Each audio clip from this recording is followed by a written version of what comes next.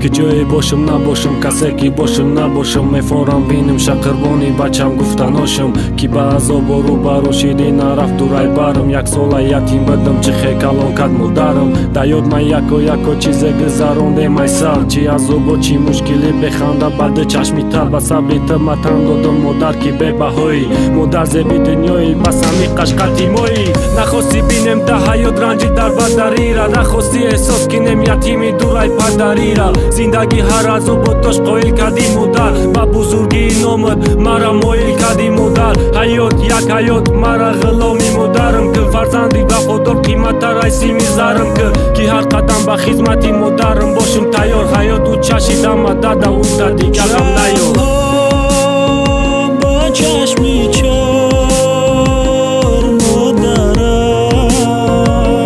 مادرم انتظاری یادی فرزند مادرم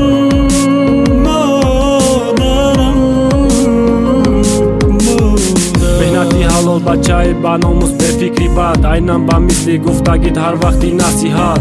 کلان شیدم با نانی با مهنت بمینت، شکری روزای نغزی لحظه های غنیمت. میبینم روزای نو تکراری و چما خنده شب با عشق شدی باری کلینش دیده شب چشا. کلین دختری نوشه زب خونه و درما جانی ما دوستم داری همیشه دم قدری مادرما. دوایی بخون مادر با وقتی خوش با شکری شد که همه وقت باشه موزاد در نرزه اشکاد. یادی عذابای کودکی سرم دم مسته، شکر گذشته بدمانیم گذشته در بسته. هر یک روزی روشن آغاز میشه خنده نو بیار خند مادر ای خوشبختیم پرواز کنم به اختیار. در بریار من هر ساعت میخوام بینم خرسندت مبارک باشه به خانه قدمی پنج فرزندت.